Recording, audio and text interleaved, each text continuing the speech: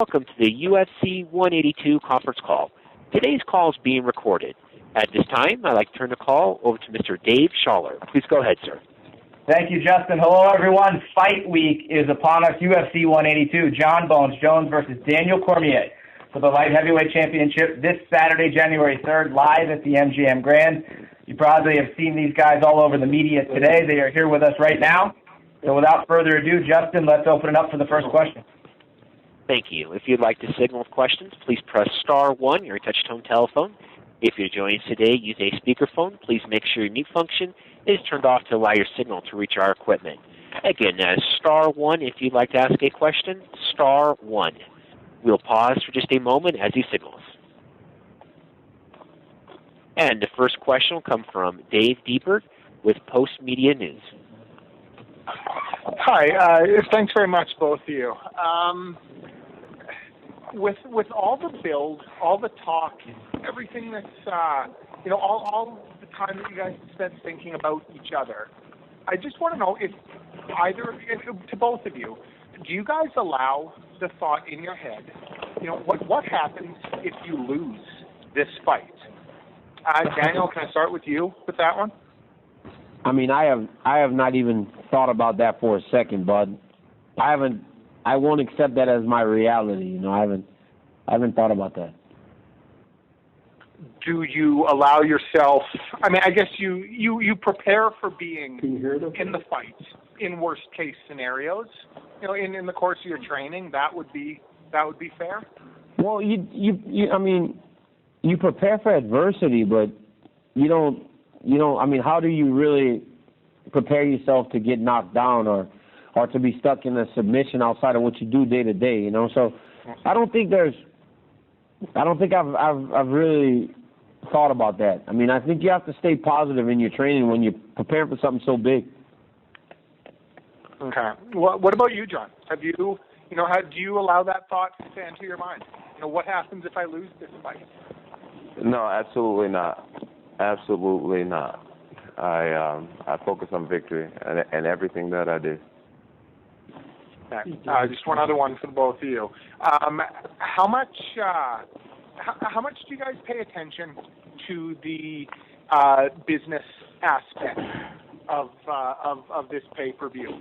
You get your commission announced paydays, but both of you will be making a healthy amount more on top of that, pay-per-view buys, so on and so forth. How much do you guys pay attention to that part of the fight? John, I don't pay attention to it at all too much. I mean, I'm not going to sit here and say I don't negotiate my fight person and things like that. I do. That's just being good with business. But once the fight is kind of the set numbers finalized, the pay-per-view buys and selling the fight, I really could care less. I'm about, I'm trying to get these titles. I'm trying to break these records. I'm pretty happy with what I'll get set price outside of the pay-per-view numbers. Daniel? Man, we have we have contracts and we have managers and agents that take care of that type of stuff. Obviously, you get a little excited if people seem interested because you'll make extra money. But I mean, these things, these last couple questions are things that are kind of so left field that it's just not necessarily things that you think about when you go into such a big fight. Okay. All right. Well, thanks you guys very much. Thank you. And next will be Neil Davidson with Canadian Press. Yes, thank you. Given all the talk and all the war of words, the bad blood going into this fight, do you think it's possible to bury the hatchet Saturday night? Do you think you'll shake hands afterwards and repair the relationship? Man, you gain a level of respect by sharing the octagon with someone. I don't know what's going to happen. I don't know what's going to happen after the fight. it doesn't really matter to me one way or the other, obviously. Every guy I've beat, I've had a pretty solid relationship with. I'm cordial, and they're cordial, and I just kind of go on about my merry life. Thank you. Next question will come from Raul Alzada with Cormier H.E.A.T. Hi, guys. Greetings from Puerto Rico. I was speaking with several martial artists, local martial artists, and we were discussing how the fight would turn out. Most agree that if Cormier managed to close the distance, he had a fair chance to win.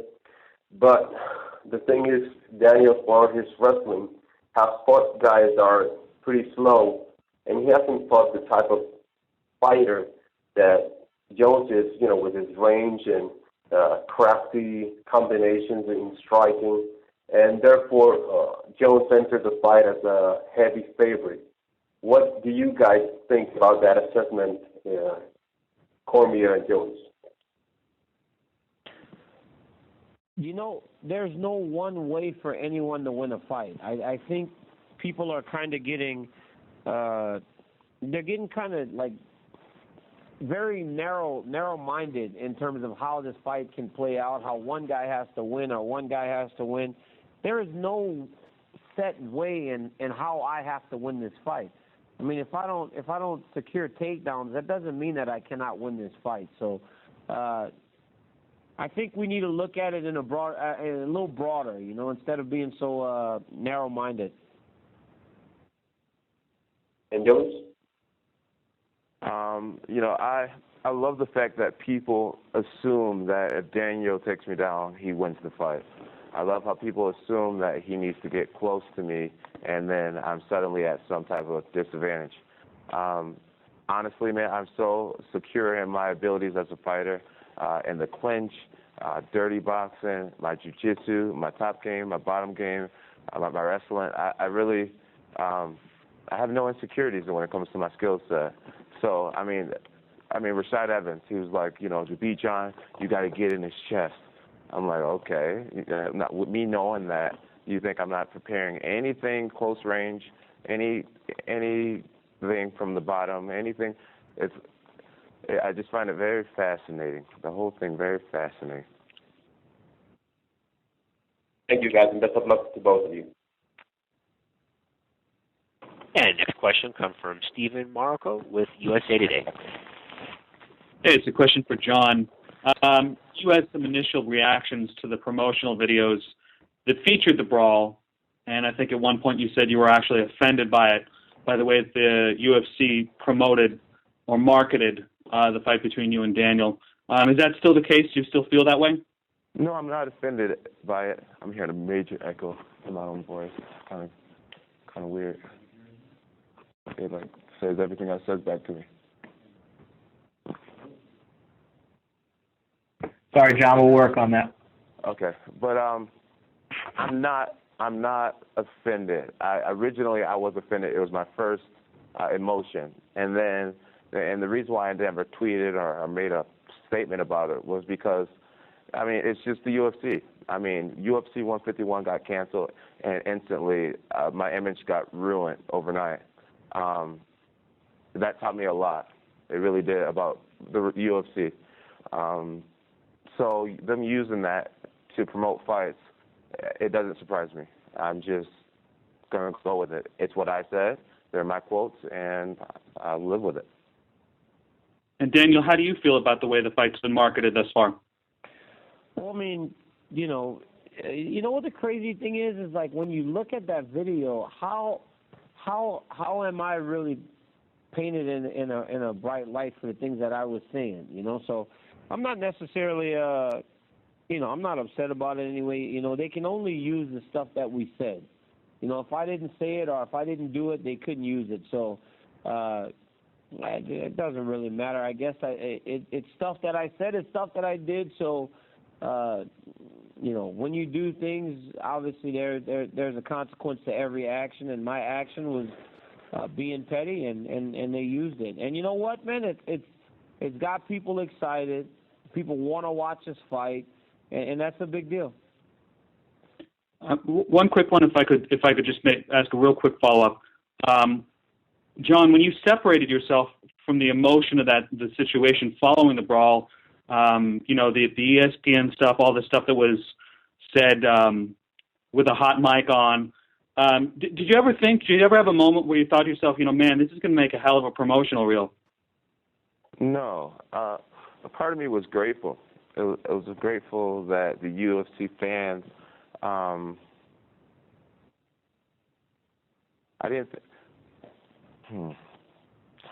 knew right away when I saw it that this echo is really killing me.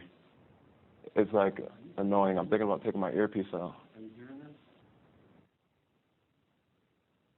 this? It's like that on both sides. What's that? I can hear myself too. A lot. You can hear yourself a lot? Yeah, a lot. Yes. Hey guys, can you hear me?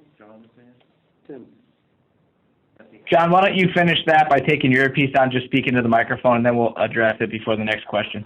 Okay, sounds good. When I saw it, I right away I didn't know that it would be a good promotional piece. I thought to myself, wow, I can't believe they used that. But at the same time, I was like, dude, the fans are going to eat this up. They're going to love it. And a part of me kind of was glad that it came out. I, as a professional athlete, as a champion, as a Christian, and also as a person who's not close to being perfect, I always try to be a professional, and that's why I have so many great endorsements, because I do try to carry myself like a person who you would want to endorse. But me, when I'm with my friends and family, I'm a real dude. I am just me. And for me to tell Daniel I would kill him, for me to swear, I made a conscious effort not to swear in the interview for my whole career, just because I want to have a clean image and I want to be endorsed by the companies I'm endorsed by now. And so for that hot mic to come out and for people to see that side of me, it was kind of a relief, because it's like, I am a Christian, and I do try to carry my image in a certain light, because I think it's important for the people I inspire and for endorsements. But at the same time, this is who I am. I will swear. I will tell a guy who told me he would spit in my face that I'd kill him. I would, call him the names I called him. So it was a hit in a way, a bad hit in a way, but also relieving for people to see, whoa, Jones actually has a little bit of ratchetness in him. And, they finally got to see that. Thank you. All right, guys, before we go to the next question, I just want to allow our technical folks to address the echo the gentlemen are hearing. So while we're doing that, quickly want to remind everybody, Wednesday, December 31st at the MGM Grand on the casino floor, right next to the Race and Sportsbook, beginning at 12 p.m., we will have our UFC 182 Media Open workouts. We'll start off at 11:30 with Daniel Cormier, 12 with Cowboy Cerrone, 12:30 Miles Jury, 1 p.m. John Jones. That's Wednesday, December 31st at the MGM Grand. That is free and open to the public. And then Thursday, we'll have Ultimate Media Day in Studios A and B at the MGM Grand, 12 to 2 p.m. That will feature John Jones, Daniel Cormier, Cowboy Cerrone, Miles Jury, Hector Lombard, and Josh Berkman. That, too, is free and open to the public. And then Friday, just as a reminder, we have at 2 p.m. the Q&A with the newest UFC signee, CM Punk, followed by the UFC 182 weigh-ins. At this time, we'll go ahead and jump back into questions. We'll go to Daniel Flynn from Breitbart Sports. Testing, 1, 2, 3. Hey, gentlemen. Anyways. So, gentlemen, it's pretty clear that you don't like each other very much as people, at least from the promotional videos. That's what it seems like. What do you like about your opponent most as a fighter?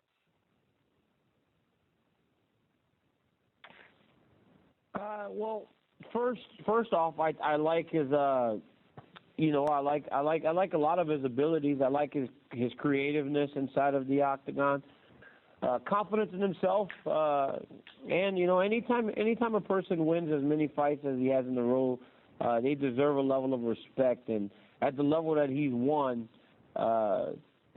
it's hard not to almost admire that to a degree. But yeah, there's a number of things that I like about him inside of the cage.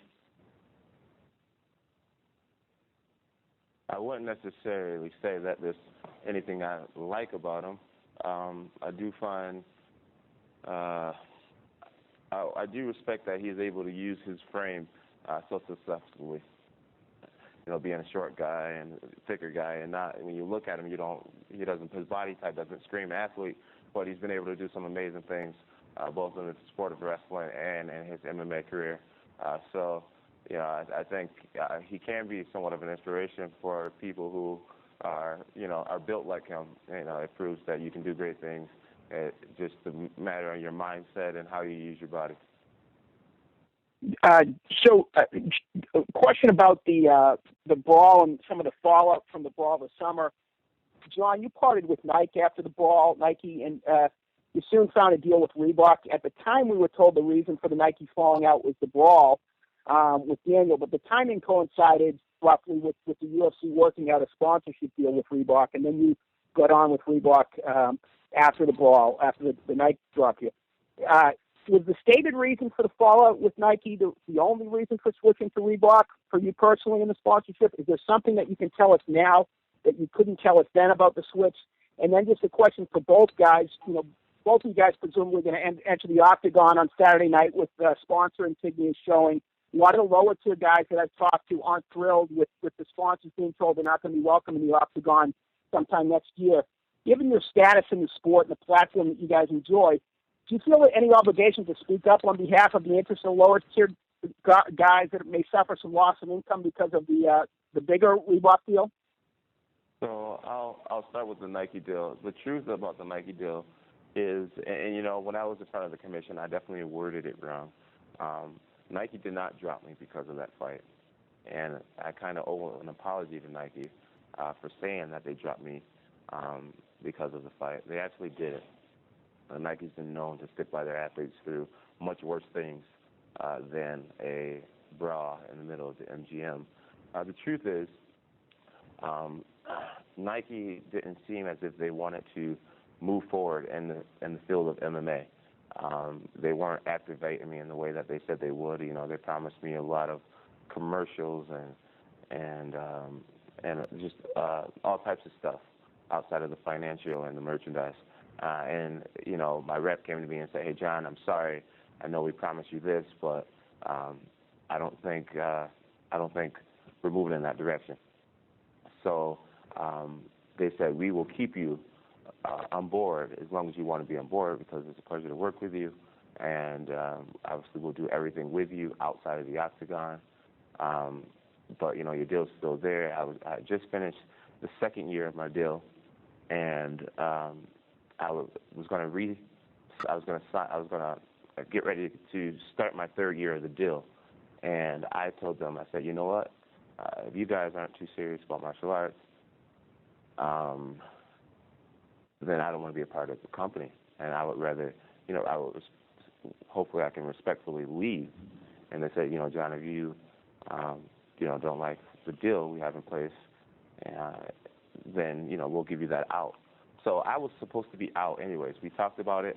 It was already official. Everyone at the headquarters knew. My team knew that I wasn't going to do my third year with Nike. And then we got in the brawl, and my rep called me, and he said, "John, I know we're going to wait another month or two before announcing that, or before, you know, having you sign a contract to release you.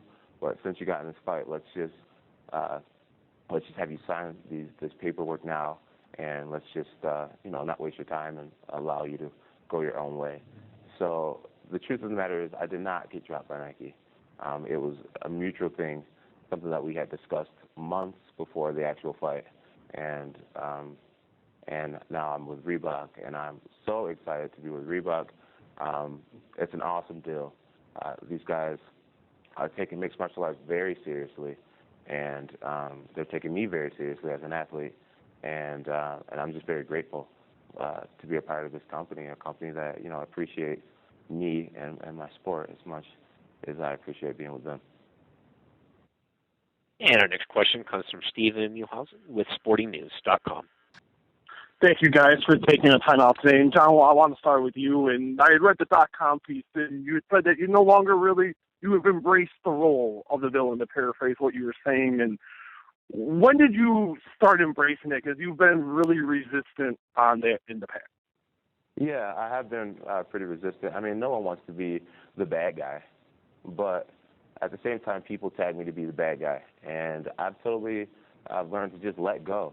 Let go, you know. When I read my comments on Twitter and Instagram, I realize, man, dude, I really do inspire people and touch people, and people really do appreciate who I am as a martial artist. And then when I look at some of the people who write me negative messages, it's always so dumb. It's like so dumb. It's like, dude, you're fake. I've been hearing that I'm fake for so many years. It's like, okay, who cares if I'm fake? Like, I win fights, and that's what I'm here to do. I'm not here to win you over in my personality. I'm here to fight. That's ultimately my job. I look at the people who hate on me, and it's never anything solid. It's like, dude, you poke people in the eyes in your fight. Okay, that's an accident. Or, hey, you're fake. Or, hey, you're bigger than the other, like, heavyweights. It's just always real stupid stuff.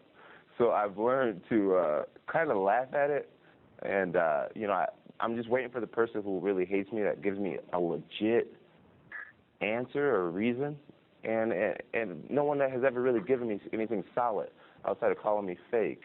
I mean, like, what are we in high school? I'm a grown man. I'm like, okay, you're calling me fake? You can't call my work ethic fake and the things I've achieved fake. There's nothing.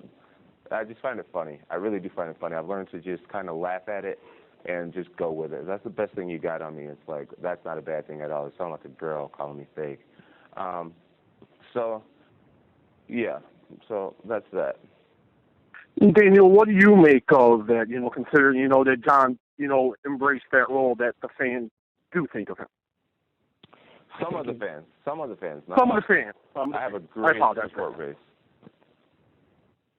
You know what, man? I think it's great. You know, it's easy to live. You know, it's easy to just, you know, live with no. It's easy to live life with no, like, when you can just kind of go about your life and not worry about what people think and not make efforts to try and sway opinions. It's a great feeling, man. You know, I don't really know John personally. I'm pretty sure he's an unbelievable guy to the people that know him well. But it's like, just like with me, you know, I'm not the best human being. I'm not the best guy. You know, we can be okay just being a good guy. And I think whenever you try to portray yourself as the best guy is when people start to go, well, something ain't right. And I'm glad that he's able to live in his skin and not really care about what people think. So, yeah, more to it. I'm pretty sure that now, being that he's gonna be like this, you know, hearing him talk just now, like just in that moment, I don't care. You know, it sounds like a girl when people call me fake. In that moment, if that's him, that's who he's going to be. Let him be him. I'm pretty sure he'll start making more money. He'll start making more sponsorship, and he'll probably gain a lot of fans. And final question, and thank you guys for the time today. I just want to get your guys' thoughts. What do you guys each think is going to be the key to the fight? Keys to the fight for me is just to go out there and do what I've always done, to love the sport, to enjoy the moment, to have fun, to realize what a gift it is to be able to be out there in front of all these people. Just to be myself, man. Confident, young, fast, athletic, enjoying it, and let everything take care of itself. I've done everything I can to win the fight. I've trained. My cardio is great. My tactics are great. My playbook is rehearsed. And now I'm going to go out there and do what I've always done. If I just go out there and do what I've always done, have fun, play the game that I really do love, I'll be all right. I think it boils down to belief, man. Belief that this can be done. You know, a lot of times people don't believe. You know, people don't believe when they're staring at a hill that may be high or a mountain that seems that it can't be climbed. I think it's belief. Believing in yourself, believing in your skills, believing in your team, believing in everything that you've done to this point. Believing that it's all enough. That it all was done to get this job Saturday night, to get it done on Saturday night. You have to believe, and that's something I have. I have a lot of belief in myself. I have a lot of belief in this matchup. Thank you guys, and the best of luck on Saturday. And once again, if you would like to signal with a question, please press star one. Again, that's star one if you'd like to ask a question. The next question comes from Adam Ireland with MMA Canvas. Thanks very much. I'm down here in Australia, and I appreciate you guys are very focused on fighting this weekend. But a quick question for John Jones. I'm not sure if you're aware, but the UFC recently announced that they're working on a huge stadium show in Melbourne, in Australia, late next year. And you actually polled as the number one fighter that Australian fans want to see headline that card. I'm just interested to know if that's something that you'd be interested in doing. You know, is that something that gets you excited, potentially fighting down here in a stadium show? Absolutely, I would absolutely love to do it. The only other country I've fought in was Brazil, not Brazil, Canada, and I don't really even consider that a different country. They're so close. So it would be an honor to fight in front of a different audience. And I totally will be up for it. Against the right opponent, I'd do it. That's awesome to hear. And just one follow-up question on the same topic. GSP is the only UFC champion to headline a stadium event. I just want to know, have you thought about doing something like that in your career as well, like headlining one of those huge events, because it's something you haven't done yet? No, my real dream is not to headline in a stadium, but to headline at Madison Square Garden. I've been saying it since before I was a champion, and I do believe it'll happen one day. I'm just going to stay faithful and stay ready, and I believe I'll be that guy when the opportunity comes. Awesome. Thanks very much, John, and good luck to both of you this weekend. Thank you. And moving on to Heidi Fang with the Fight Corner. Hello, thanks for the time. It seems that today for both Jones and Cormier, that this layoff has helped to kind of subside the rivalry. Would you say that that's the case for Jones? Wait, so what did you say? I said it seems as though this layoff that has happened between the time you were scheduled to fight up until now has kind of subsided this rivalry that was going on between you two. So would you say that that's the case? I still can't quite hear you. Okay, Daniel, could you hear me on that? Yeah, I can hear you. Okay, basically, did the layoff help kind of subside the rivalry? I don't think so, man. I think the rivalry's still there, but John and I haven't fought. We haven't fought before, so when I think of rivalries, man, I think of fights that or sporting events where you have people going back and forth. I think the Lakers and Celtics. I think great trilogy fights. I think football teams that are rivals that are pretty equal, you know. So we haven't fought. But in terms of the heat between us, I don't think that's going anywhere. I just think that now you see two guys that are only 6 days away from fighting. Like, what's the point in us yelling and screaming at each other anymore? That's done. Like, that's done. Before, it was all we could do to try and get to each other because we were so far away from the fight. The fight's only 6 days now. There's no point to that anymore. What's it going to do? All that arguing, all the yelling, all the name calling, it motivated me through my training. So what's the point in it anymore? It serves no more purpose. And so, Jones, did you also hear that, and what was your response to the question? Well, I would have to agree. You know, right now, the fight is it's here. The fight is here. There's nothing that can be said or anything to change the outcome of this fight. The work is done. The camp is over, and for me to sit here and be unprofessional and try to insult him and come at him and get in this bickering match to sell a few more pay-per-views, it's just I don't need to. I don't need it. The fight's gonna sell, and the work's already been done. There's a time and place for everything, and all the beef and all the craziness was appropriate then. It motivated me. I'm sure it motivated him to have great camps, and now the fight is here. Now it's time to think. Okay, thank you. And we'll take a final question from Kel Dansby with Black Sports Online. This is for both fighters. Entering the fight, were you disappointed that it got moved back? Did it make it more difficult? for you, or did the extra time help in your preparation, and do you feel you'll give the fans a better fight because of the layoff? I believe it helped me. I mean, anytime you get a UFC title fight, you don't necessarily want it on short notice, you know. Not that it was real short notice. I got the call 9 weeks before the first fight, but at about 6 weeks, man, I had some family stuff I needed to do, and I could not cancel the family stuff. So I went and did that, and I came back and I trained with Phil Davis. And after 3 rounds of hard sparring, I actually got tired, and I was like, man, I don't know how I'm going to add these next 2 rounds over the course of 6 weeks, 5 weeks. I was like, you know, it's going to be very difficult for me. And then John got hurt like the very next day or something. So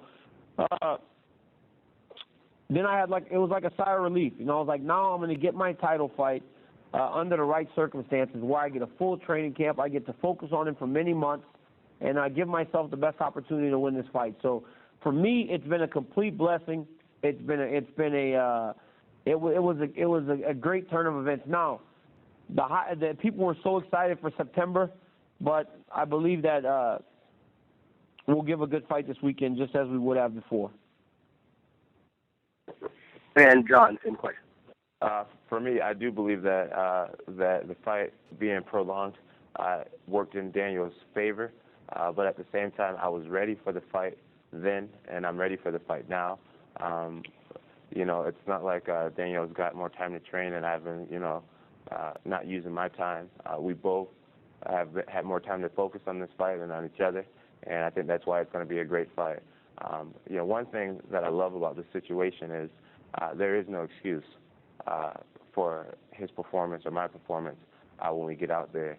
You know, when I fought Rampage Jackson, he hired the whole muscle farm building, and he had a whole staff of people working on his body and his mind for the fight. Lyoto Machida hired a new strength and conditioning coach, and he brought in all these people. Everybody who fights against me, they claim that it's the best camp of their career. They're in the best shape of their career, and that's exactly the way I want them. You know, to beat Daniel on a short notice, or for him to say, you know, I didn't have my camp right, and man, it kind of took me off surprise. I don't think I was quite ready. You know, it means everything to my legacy that he has no excuses. Thanks both of you guys, man. Good luck in your fight this weekend. And I now turn the conference back over to Mr. Schaller for any additional or closing remarks. Thanks, Justin. Thanks, Daniel. And thank you, Johnny Bones. We appreciate you guys jumping on the call today. To the media, thank you all. We wish you a very safe and happy New Year. We'll see you Wednesday at the Open Workouts. MGM, don't forget, that is right next to the sports book on the casino floor. Have a great night, everyone.